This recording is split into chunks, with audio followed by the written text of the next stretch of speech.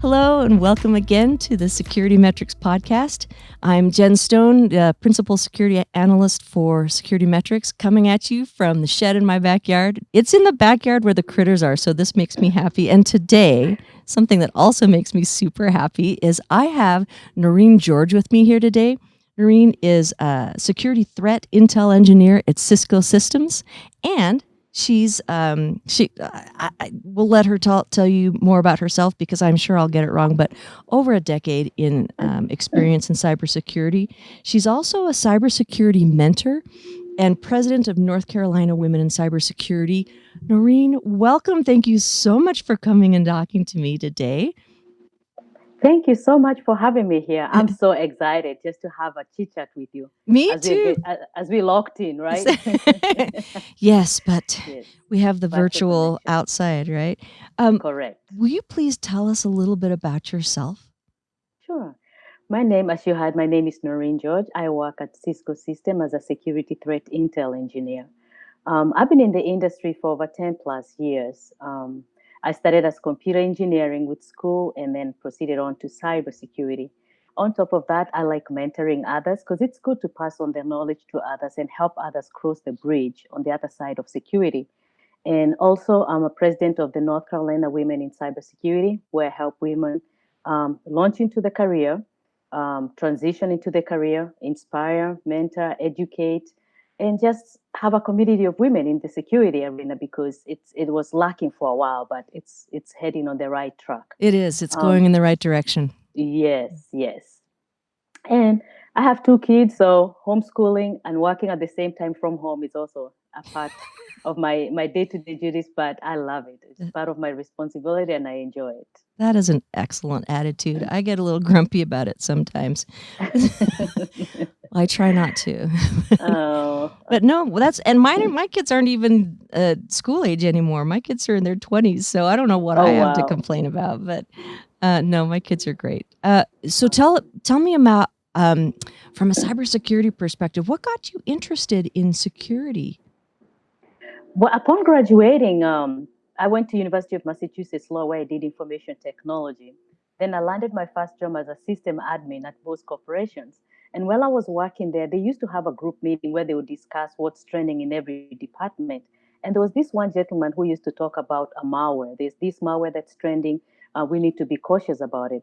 And me, with a curious mind, I always had to ask questions. What are you talking about? Where is that person? Where can we find them? Where don't we know about it, right? And my curiosity got me into cybersecurity. I remember the owner of the company actually provided me an opportunity to attend a program at Massachusetts Institute of Technology where they were launching the cybersecurity program. And that's where I got to learn the more hands-on, in-depth about cybersecurity, and my interest grew from there. Oh, excellent! That I love how you talk about the curiosity. One of the things that I noticed. A strong difference between people who follow an IT path and who follow a security path is being interested in figuring things out and not being afraid to push the buttons until things work again. Yeah. I mean, there is that fear that you're going to break things beyond what you can fix, but that's all part of the learning curve. So, from the time that you went to university and then you got a career to now, tell me about your work at Cisco.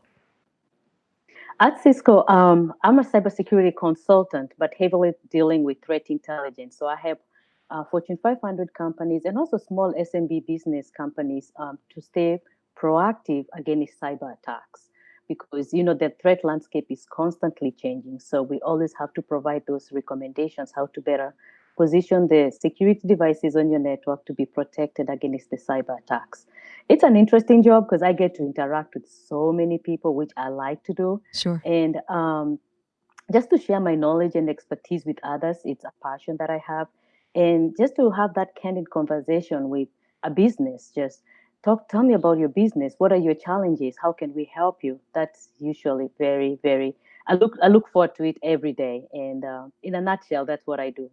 And like you said, it's always changing. So what are some of the biggest changes that you've seen from when you started there to now?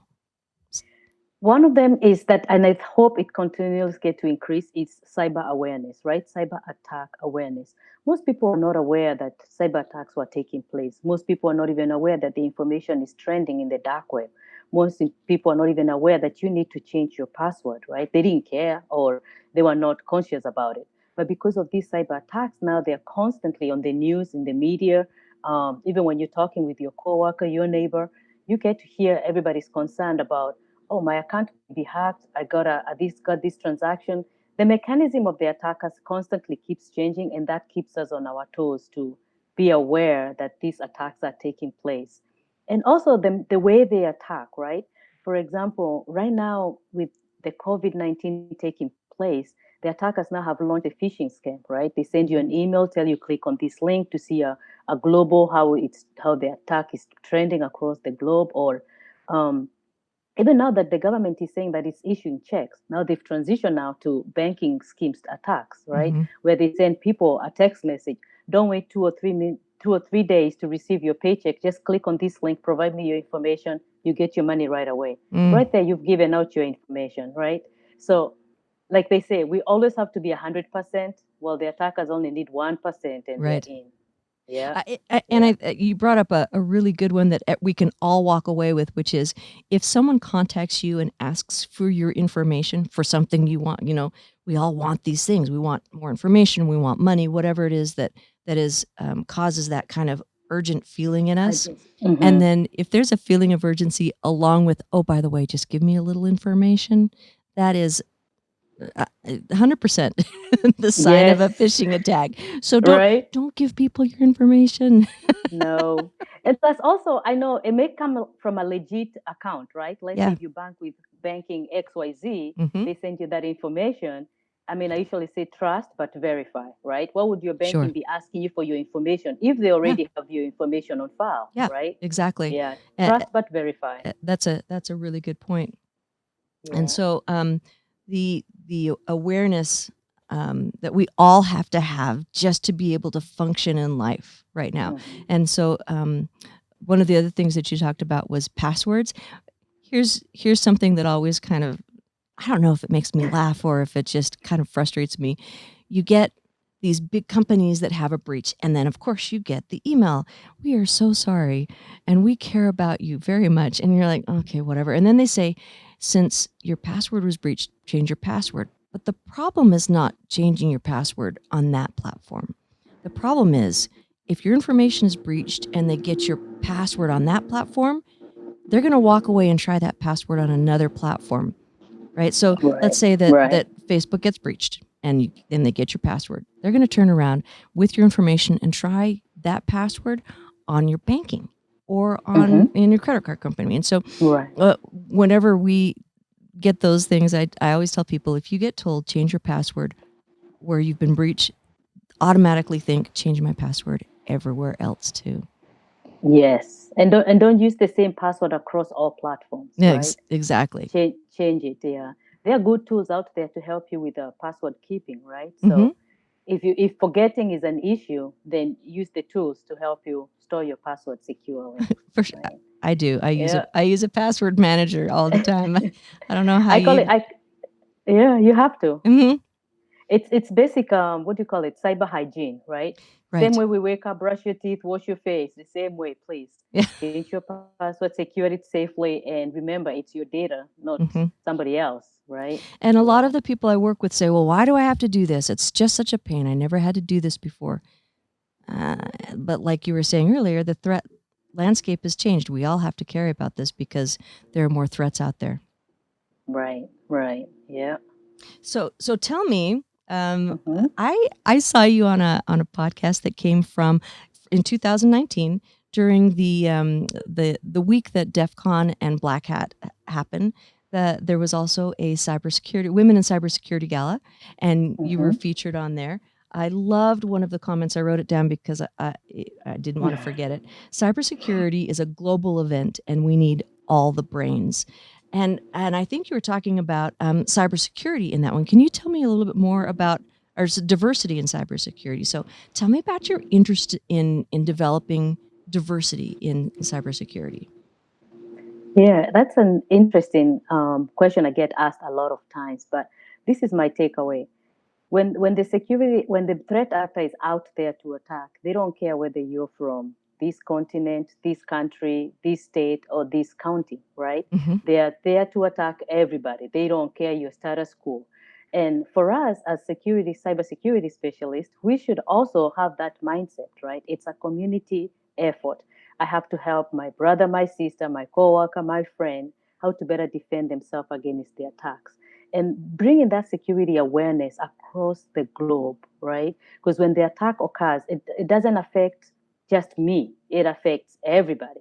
When your bank gets hacked, it doesn't just have you as the only account person. It has somebody who's in another country, another continent.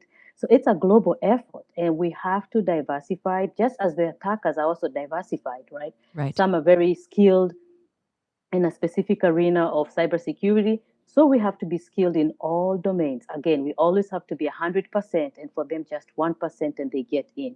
So I believe in a community effort, making sure that everybody is included at the seat at the table and everybody's voice is heard because we all think in a different way, right? Right. I may come this way and say, oh, we can defend this way, and you bring your idea. Well, since we migrated to the cloud, I think this is the way we should. Everybody's voice can be heard, and then let's take all these brilliant ideas and brainstorm and then come up with a good solution how to better defend not only just our own businesses, our own account, just the whole community, our globe internal. Because when your bank gets hacked or your account gets hacked or your company gets hacked, it is it affects a lot of people, and these people are family members who have families to feed, right? Hmm. And not only do they have families to feed, they have a payroll, they have people to pay. So it affects each and every human element, and that is why I advocate for a global cybersecurity awareness all across the continents. That is a great way to put it. Another thing that I've seen myself is we hear that there are not enough cybersecurity professionals, and how do we bring more cybersecurity professionals in? One of the ways to do that is to bring in some of the demographics that are not typically associated with, or haven't in certain parts of our history been associated with cybersecurity. So Mhm. if we talk about people who are not, you don't typically think of as cybersecurity analysts, and then bring them in. So, what kind of backgrounds do you think make good cybersecurity analysts? Interesting, right? Because cybersecurity, what I've seen with time, you cannot have a defined status quo. Say this is what you need to be in order to qualify for this. What I say, I usually tell my people, even my mentees, I tell them, what is it that you really like to do? What is your passion? Once I get to know what your passion is, because your passion will drive you through the whole career. Because remember, cybersecurity domain keeps changing, right? Sure. And if your passion doesn't drive you from the get go, forget about it. You get bored down the lane, right? Hmm. So once you identify what you really like to do, I'll give myself as an example because I can only speak for me. I can't speak for somebody else. Sure. I realized I like sharing knowledge. I like helping others. I like to take a specific data set, analyze it, and provide information. So, in my threat intelligence field, I make sure that I can be able to understand who's the attacker, where is the attacker coming from, why are they attacking, what did they target, right? And how can I protect? Once I'm able to answer those 5 questions, I can be able to provide great threat intelligence to not only my customers, but also to the greater community. So when you're coming into this field, first identify your passion. What is it that you really like to do? I like to talk. So that because I like to talk, threat intelligence worked perfect for me because I can share my knowledge explaining Sure. Yeah. this information with people, right? Hmm. And so if you like to break and fix, maybe pen ethical hacking is for you, right? Remember Hmm. in cybersecurity, the 3 domains, right? There's the defense, right? Right. And then there's the offense, and then there's the incident response. 3 of them. So figure out which one you like to do. Do you like to be more proactive? It's like when you go to a banking and they're trying to do your financial portfolio, they ask you, are you a high risk or are you a low risk taker, Right. right? And depending where you fall, that's where they position your portfolio. Same applies to cybersecurity. Do you like being on the defensive side? Do you like being on the offensive side? Or do you like being the incident response person? Hmm. So once you identify where you like to be, then start working towards that. Then you'll be able to identify what arena of cybersecurity you like to be. That broke it down really clearly. I worked with a great cybersecurity team of students up in Idaho earlier, Hmm, I guess the end of last year, who were all interested in cybersecurity. They were studying it, but they weren't sure what direction to go with it. And that's exactly the same kind of questions that I asked them was how do you interact with the world? And so looking at the diversity of humans out there, how we interact with each other, that helps right. kind of take people from what their interests are and puts them into a really valuable place in the cybersecurity landscape as a career. So that's a really good transition into my next question, which is you are a mentor. You're developing this program on mentoring others in the cybersecurity field. Tell me a little bit more about how you got involved with that and what it's all about. I began launching into mentorship when I myself experienced the challenge of finding a mentor. When I launched into cybersecurity, I had the education, the experience, but once you deep dive into like a big corporate organization, you need to understand how they operate and how to navigate in the journey of cybersecurity.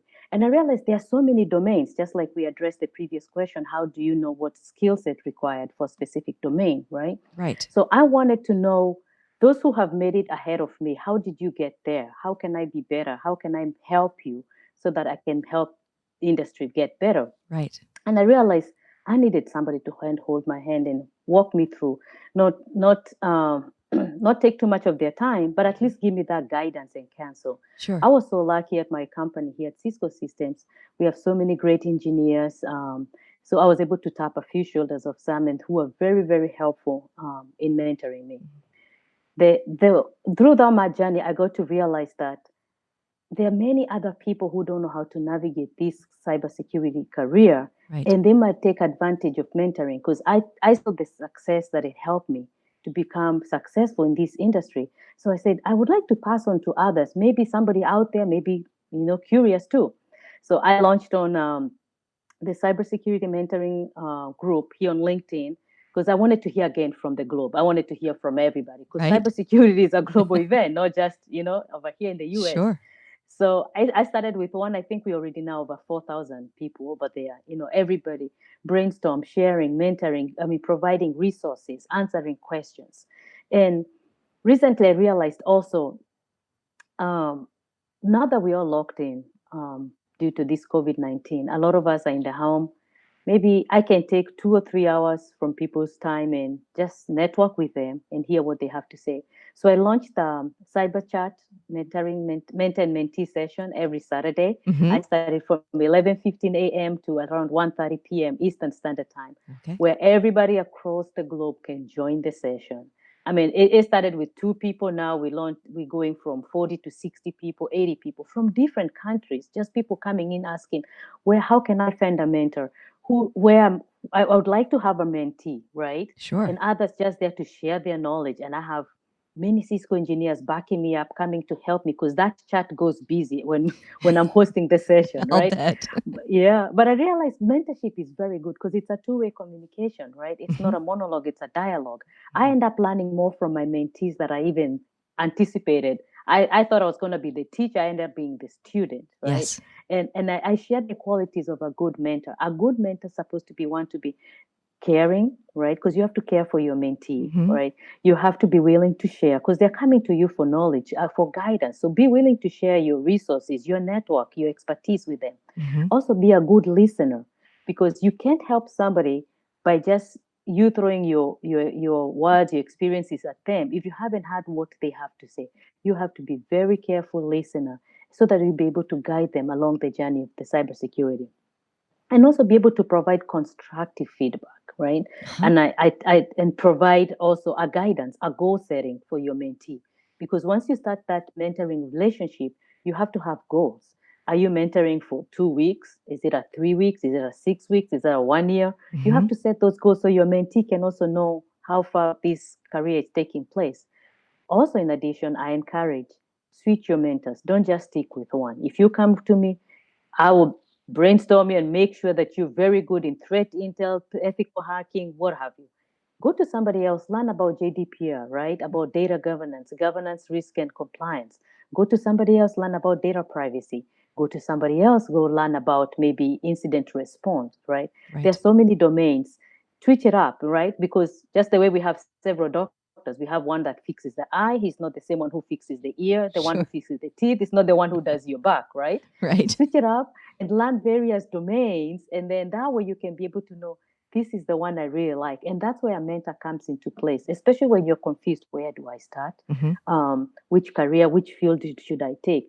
Tap onto very many mentors, learn from them, and then the one that really resonates with you, run with that because you require a lot of self motivation and passion within. Yes. Yeah. And so when are you saying that a lot of the mentees that are coming that you're seeing are kind of earlier in their careers? It's a mixture, actually. Honestly, it's a mixture. I've seen a trend sometimes when it's early in their careers. Others, it's they're transitioning from one career to another, Hmm. and others are already been seasoned there, so they're willing just to join and share knowledge Great. and find mentees too. Yeah, it has become a community effort. Last Saturday, I told them, I don't know whether I'm going to continue because this episode 6, I was thinking maybe doing 7 episodes. They're like, oh no, please keep it going because it's really impactful. If you're not careful, it's going to be a full-time job. No, really. I make sure we write. I'm starting to launch up a blog so I can be posting everything over there. And I usually tell them a good mentor also takes others and exposes them to other good mentors too, right? Great. So it doesn't become just my job. You don't have to be mentored by me, Noreen. Look at this. We have so many mentors here. Tap on anyone else here. They're willing to help. So how do you get good mentors to show up? You'll be honest, you'll be surprised that people are willing to share and help others. What I've realized is that anybody who went through a tough transition when they're launching to this career, they Hmm. are willing to share with others so that others do not go through that transition. And you will know a good mentor by the way they articulate their information. They reach out to ask, can I have a mentee? You can also find if also look at their profile, right? If you go Hmm. to a social media, LinkedIn, see who are the people they're connected to. What are the information are they posting out there? Look at their work history too, and also reach out to one or two people who they're connected with who Oh, can speak on them, right? okay. Speak on their behalf. And also on LinkedIn, it also gives there's a portion where they have recommendation or Hmm. accolades. Your peers, they give a recommendation for you. Read what others are saying about them, and that way you'll be able to decide: is this a good mentor for me or not a good mentor? Sure. I was looking at my LinkedIn profile just the other day. I tend to neglect it, and I got down to the recommendations section, and I realized I haven't asked for any recommendations for years. It's been a long time since I've reached out and asked, and part of me feels kind of uncomfortable about that. Like, hey, tell me how great I am so I can post it on LinkedIn, right? So that's kind of how I feel about that. So I haven't. But what you're saying is that it could actually be very useful to other people if you take that step and ask, post about me so that other people who might be interested in what I have to say can find me and make an evaluation. Oh, yes. Remember now that everything has changed. A lot of things have gone digital and it's going to be all virtual, right? Gone are the days where I had to rely just on your resume. Most recruiters, even some of them, even join the mentoring chat. They talk about their hiring tactics. They say they go to somebody's LinkedIn and they look at their profile and all what have you have over there. So I usually say, remember your own self brand, right? Hmm. It's like when you walk to a grocery store, your mind is, I'm going to buy cereal. Right. When you walk along that aisle, you already know I usually eat cereal X. But when you go to that aisle, you find there's so many other cereals that have been displayed over there. But a cereal Y stands out because maybe they did a better packaging, a better branding, right? And it catches you as a consumer. You purchase that cereal and you leave all the other boxes and you walk with that one box. Same applies to you. You are your own self brand. Package yourself nicely. Um, Provide the valuable information that you have to do on your packaging so Hmm. that when you stand against others, you stand out, right? Because Excellent. remember, you're going for this job and maybe 10 other thousands are applying for that job. What qualifies you to be the one that gets it and the other people don't get it. Sure, that is excellent Yeah. advice. So, Yeah. when we started talking about diversity in cybersecurity and the mentorship program, my impression at first was that you're really bringing women into the field, but it doesn't sound like that. It sounds like you're getting people from all over the world, with all types of backgrounds, different genders. What are you seeing in your mentorship program? Who's drawn to that? It's a mixture, honestly. And when I started mentoring women at first, because I saw there was a lack, or maybe the statistics were showing we were very minimal, right? Mm-hmm. I've seen that now starting going to the increase, right? But remember, like I said, cyber attacks they don't know boundaries, right? Right. They don't know whether I'm gonna come to East Coast, West Coast, whatever. Mm-hmm. Same applies to security. You cannot just be gender focused, right? Sure. You cannot just say it's just a women thing or a men thing, right? Mm-hmm. We need each other. And many men, honestly, have been in this industry for long. They have tons of knowledge, tons of resources. My mentors are most of them are men because they've been in this industry for a very, very long Sure. time. Yeah. And I've learned a lot from them. Some are authors, bloggers, podcast people. I mean, hands down to them. And I said, I tell my fellow women, don't shy to reach out to them, right? Right. Because there's so many allies out there who are willing to help, Right. and don't have that stereotype of it's a female thing or a man thing. When Nice. in cybersecurity, it doesn't care what gender you are. If I'm talking about an attack that happened, when the attack occurred, did not single thing went out and search just, well, the females in this database, those I'm gonna attack and leave the men, right? Right. Right. So we have to come together. We have to unite together, right? Nice. And of course, like you said, I'm the president of Women in Cybersecurity here in North Carolina. Yes. Remember, I cannot be all over, right? So Mm-hmm. I have to focus to a specific group that I'm really be able gonna be rally behind and help them. And that's why I decided to launch this one here in North Carolina to help the women here embrace the journey, join the journey, learn and share and network with each other. Do we have men in our group? Of course we do. We have so many allies who Right. come, they share. We host meetings every monthly, which now they're virtual. We have men who come and present, right? We have men who sponsor the events too. So it's a community effort. So I would recommend others, don't be single-lined or gender-focused. Right. Come one, come all. We are all needed in this career. Love it. I love it. So for me, I get drawn into questions about gender in cybersecurity a lot because I'm female, and also I am older than a lot of the demographic that's drawn to cybersecurity. And so people ask me these questions, and for me, I just want to talk about cybersecurity. I just want to talk about the technology and Yes. the human beings that are impacting us from the threat perspective.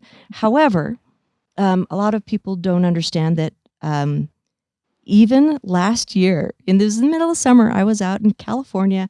I was at a customer site, and one of the IT guys straight up told me women should not be in cybersecurity. And I said, "What do you mean?" He said, "Well, women should be home. They shouldn't be working at all." And so when people ask me, well, why do we have to talk about gender diversity and why do we have to talk about any diversity? Well, we don't have to, except that it keeps impacting my ability to do my job. If I can't get Right. somebody to give me good information just because they're hung up on gender, come on. Right. This Right. is crazy. So Yeah. I love talking about cybersecurity, but gender issues, I encounter them all the time. All the time. It's not Yep. and it's not usually that drastic, but I Once in a while, somebody will throw a curveball on you, right?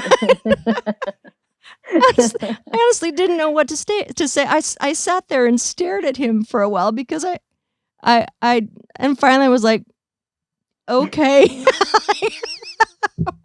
When I get such questions, I speak out. I speak out because I realize I have to be the voice for the voiceless, right? There are Yeah, many who can articulate for themselves. So just speak out and remember, people have different mindset. sure. Maybe when I get asked such questions or thrown such a curveball, I usually turn the question around to the person asking me those questions.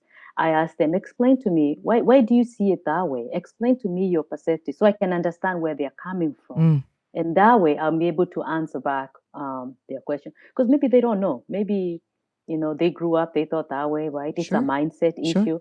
But if I understand where they're coming from, maybe I can be able to change their perception about it. Well, that's a really good technique. In my not so distant past, I would have just attacked, and I I realize that claws out Mm-mm. is not the way to Nope. solve a problem. So now Nope. I'm just like, okay, and I try to just let go, whatever. But asking the question, turning it around, making a Yeah. positive dialogue, that's something that I've learned from you today, and I'll try to take with me. So Oh, thank you. how can other people get involved in mentorship programs? Is there room in your mentorship program? Should they be looking locally? What do you think? I have room. Mine will never fail. I'm always welcoming everybody. Come one, come all, join us. We have the mentoring group there on LinkedIn. They can find it under my name. Okay. Also, I usually post when I'm hosting the next session for cybersecurity cyber chat on my LinkedIn profile. Mhm. So feel free to come join us to learn, to share, and to network with others. Because other than even just talking about cybersecurity, in these cyber chats, we also talk about what challenges are you experiencing as an individual, right? Recently, we identified the imposter syndrome is something that's unheard of. People don't speak about it. And a few people have mentioned about it. And now we're going to be having a webinar, I think this coming Friday, just to address that. Oh, that's excellent. And a lot of Mhm. people don't know what that is. Can you Yes. define imposter syndrome? Yeah, from what I've from my research and what I've heard even from others is trying to change you who you are to fit into what somebody else wants you to be, right? Oh, We've had some situations where people say that I applied for this job, but XYZ told me I had to customize my resume this way in order to really fit into that role they're applying. But that's really not me who I am. If I change my resume that way, I'm not going to be telling the truth of who I really am, right? right. So there's this imposter they're trying to place in front of you that you have to look XYZ in order to fit into it. Hmm. We need to address that. And also that fact of where people, they are very, we had people on the call where they have so many certificates in cybersecurity, so many of them, and they don't even have a job. Why? Because the industry created this imposter feeling you have to have XYZ certificates in order to launch into cybersecurity to get into it. So addressing such, and people, some majority people, even I myself, did not even know I had imposter syndrome until, when somebody explained to it. So it's something that we Sure. are unaware about it, but the more we talk about it, it gives an awakening and a mindset awareness. And people are becoming to be self-aware, say, I'm going to stand for myself. I'm going to advocate for myself. I'm going to present the best of myself out there. And when I get that job, when I launch into cybersecurity, I'll do my best. Nice. Another way that I've seen it manifest is, so as the kind of security analyst that I am, as I go out to companies, and most of the time I'll take either a standard or a law like Mm-hmm. PCI, HIPAA, the CIS controls, and then Right. compare what they have going on in their environment against whatever standard it is that they want to compare against, either for compliance or just to get a good security risk assessment, those types of things, right? Right. And so a lot of the times they'll ask me questions about, does this tool implemented in this way meet Mm-hmm. XYZ in a compliance or standard situation?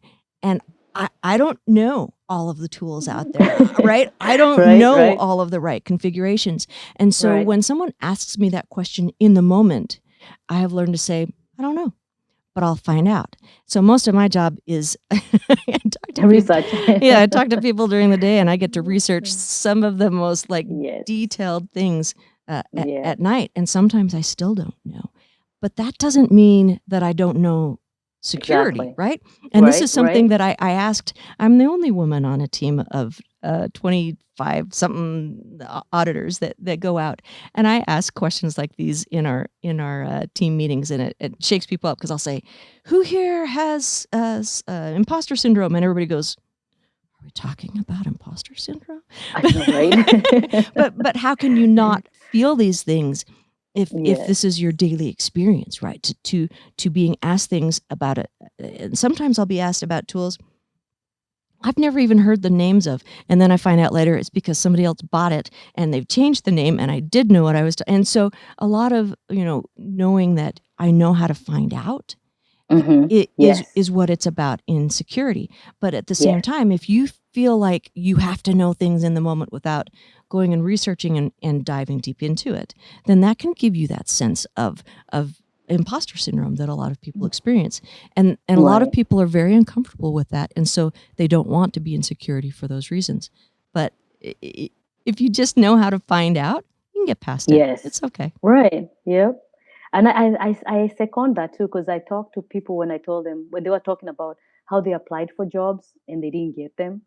And now they feel they're not qualified for cybersecurity career, right? Yeah. And my take is, let's analyze one by one. So did you get back to them to ask them why they didn't give that job? Did you ask them for feedback so you can better improve on your next, Sure. And I usually tell them, when you're applying for that job, before you leave that interview, just ask them, what part of my interview qualifies or disqualifies me not getting that job? Right. So don't wait for that phone call. Just get your answer right there so that you Good. can remove this imposter Yeah. syndrome In the from moment. you. Yes, And in the moment. a university degree can be helpful. It's not necessary. Exactly. Certifications can be helpful. They're not necessary. One of the colleagues that I have who he's my go-to guy when I have Linux questions, doesn't have a university degree. And it has gotten to him a few times, and sometimes I kind of yell at him and say, who do I go to when I need information? And he's like, okay. So stop All right. getting down on yourself if you don't have these things. But at the same time, if you really feel like you need a specific certification, hey, no one's stopping you. Go get it. Go, yeah. And certifications is a topic that a lot of people keep asking about it. And my take to them usually say, first figure, especially the ones who are entering the industry, I'll always tell them, maybe go take the courses that have a certificate of completion, where you don't have to pay the money up front to pay for your cert, because the certificates are very expensive, They are. right? Mm-hmm. So go study one where you have a certificate of completion, which are free, or maybe very cheap, maybe like Udemy offering maybe $9.99, $19.99, as opposed to $500 or whatever, Yes. $1,000.